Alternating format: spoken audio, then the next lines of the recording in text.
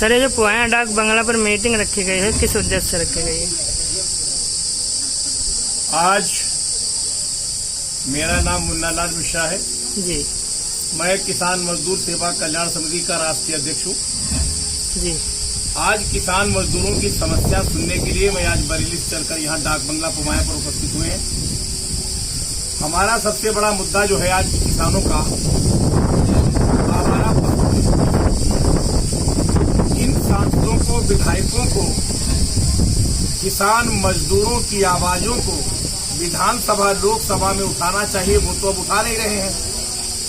तो जो किसानों के छोटे छोटे संगठन हैं, हम लोग अपने माध्यम से, ज्ञापनों के माध्यम से, दूरभाष से संपर्क करके परम आदरणीय योगी आदित्यनाथ सरकार को अवगत कराते हैं और किसान मजदूरों की समस्याओं का निस्तारण कराते हैं।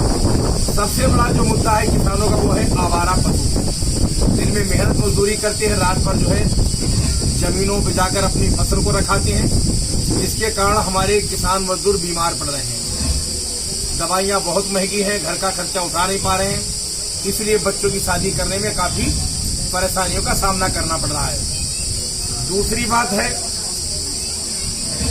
ग्राम महुआ पाठक में ग्राम प्रकाश है, जिनकी जमीन पे 4 बीघा जमीन पर कुछ दबंगों ने कब्जा कर लिया है। उसमें एसडीएम साहब को मैं कई बार ज्ञापन दे चुका हूं कि वहां नायब तहसीलदार भेजकर उनका कब्जा मुक्त कराएं, उनकी जमीन को दिलवाएं, लेकिन अभी ऐसा नहीं हो पा रहा है। इसके लिए भी शासन से पत्राचार मेरा चल रहा है। तीसरी ग्राम बरिगमा में एक सरकारी तालाब है, उस तालाब पर कुछ दबंगों द्वारा अवैध कब्जा किया गया है।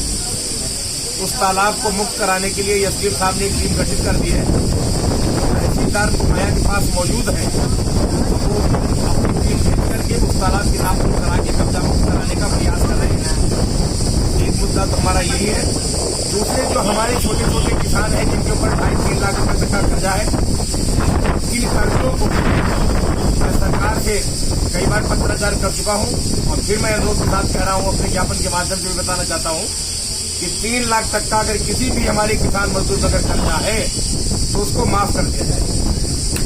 इसलिए ये बैठक बुलाई गई है, 3 लाख तक का कर्जा माफ हो। अभी हाल ही में जब सरसों की और गेहूं की फसल तैयार हुई, इंद्र देवता ने बरसात कर दी, कहीं कहीं ओले गिर के, जिसके कारण जो है फसलें बर्बाद हो गई। अब जिन किसानों को शादी विवाह बच्चों की करनी है, वो कहां से करेंगे? उधर कर्जे में डूबे हुए हैं। इसलिए ज्यादातर हमने देखा है, ज्यादा जब परेशानी में किसान होता है तो आत्महत्याएं कर रहा है। तो परम आदरणीय योगी आदित्यनाथ जी से मैं अनुरोध करता हूं, निवेदन कर रहा हूं अपने ज्ञापन के माध्यम से कि उनका कर्जा माफ किया जाए, जिनकी फसलें बर्बाद हुई उनको मुआवजा दिलवाया जाए, जिनके बच्चे शादी को तैयार हैं उनका गांव में अपने लेखपाल के द्वारा जानकारी करवा के, सूची बनवा करके, रजिस्ट्रेशन करवा के और सरकारी खर्चे पर उन बहन भाइयों की शादी करवाई जाए। सर, आप किसी न किसी समस्याओं को लेकर किसानों के ज्ञापन देते रहते हैं, अक्सर देखा है, तो कहीं न कहीं अधिकारी किसी बात की लापरवाही तो नहीं करते हैं? कितने % निस्तारण करवाते हैं या नहीं करवाते हैं?